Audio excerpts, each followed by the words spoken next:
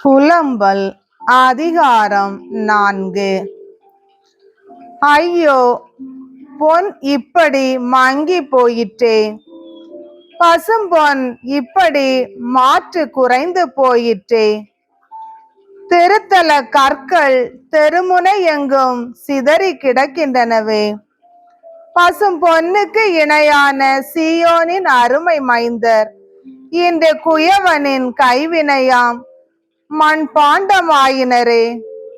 குள்ள நரிகளும் பாலூட்டி தம் குட்டிகளை பேணி காக்கும் பாலை நில தீக்கோழி என என் மக்களாம் மகள் கொடியவள் ஆயினளே! பால்குடி மறவாத மழலைகளின் நாவு தாகத்தால் அன்னத்தில் ஒட்டிக்கொள்ளும். பச்சிளங்குழந்தைகள் கெஞ்சுகின்ற உணவுதனை அளித்திடுவார் யாருமிலர். சுவையுணவு அருந்தினோர் நடுத்தெருவில் நலிகின்றனர். பட்டுடுத்தி வளர்ந்தோர் குப்பை மேட்டில் கிடக்கின்றனர்.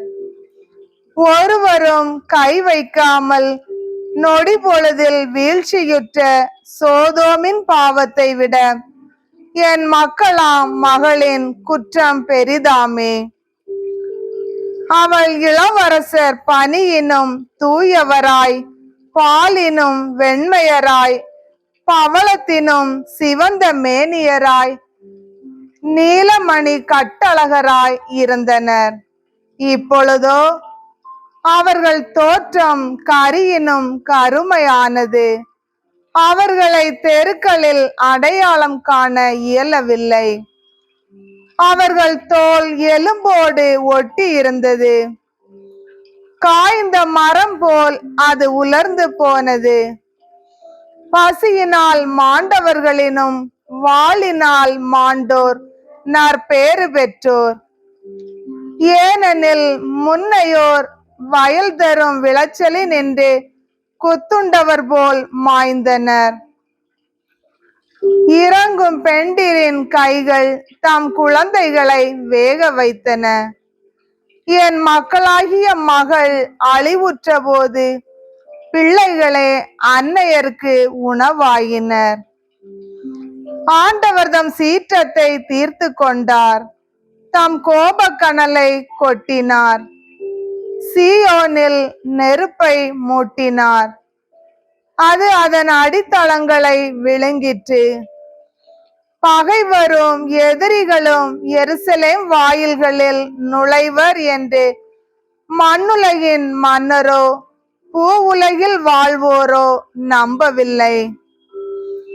நகரின் நடுவே நீதிமானின் ரத்தம் சிந்திய இறைவாக்கினரின் பாவமும் குருக்களின் குற்றமுமே இதற்கு காரணமாம். அவர்கள் குருடரென தெருக்களில் தடுமாறினர். அவர்கள் மீது இரத்தக்கரை எவ்வளவு படிந்திருந்ததெனில் அவர்கள் ஆடைகளை கூட எவராலும் தொட இயலவில்லை. விலங்குகள் தீட்டு, விலங்குகள் விலங்குகள் தொடாதீர்கள் என்று அவர்களை பார்த்து கூவினார்கள். அவர்கள் அகதிகளாய் அலைந்து திரிந்தார்கள். இனி நம்மிடம் குடியிரார், இனி எம்மிடையே தங்கக்கூடாது என்று வேற்றினத்தார் கூறினர். ஆண்டவரே தம் முன்னிலையில் நின்று அவர்களை சிதறடித்தார். இனி அவர்களை கண்ணோக்க மாட்டார். குருவை மதிப்பார் இல்லை, முதியோருக்கு இறங்குவார் இல்லை. உதவியை வீணில் எதிர்பார்த்து எம் கண்கள் பூத்து போயின. எம்மை விடுவிக்க இயலாத நாட்டினர்க்காய் கண் விழித்து காத்திருந்தோம். எம் நடமாட்டம் கவனிக்கப்பட்டது. எம் தெருக்களில் கூட எம்மால் நடக்க முடியவில்லை. எம் முடிவு நெருங்கிவிட்டது. எம் நாள்கள் முடிந்து விட்டன. எம் முடிவு வந்துவிட்டது. வானத்து பருந்துகளிலும் விரைவாய் எம்மை துரத்துவோர் வருகின்றனர். மலைகளில் எங்களை துரத்தி வந்தார்கள், பாலையில் எங்களுக்காய் பதுங்கி இருந்தார்கள். ஆண்டவரின் திருப்பொழிவு பெற்று எம் உயிர் மூச்சாய் திகழ்ந்தவர் அவர்கள் வெட்டிய குழியில் வீழ்ந்தனர். அவரது நிழலில் வேற்றினத்தார் நடுவில் நாம் வாழ்வோம் என்று அவரை குறித்து எண்ணி இருந்தோம்.